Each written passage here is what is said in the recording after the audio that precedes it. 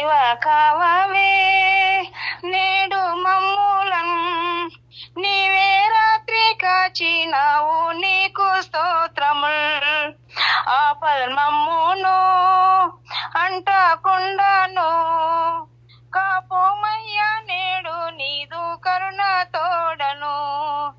నేటి కార్యముల్ నేడే చేయగా సూటి అయిన త్రోవ మాకు చూపుమో ప్రభు.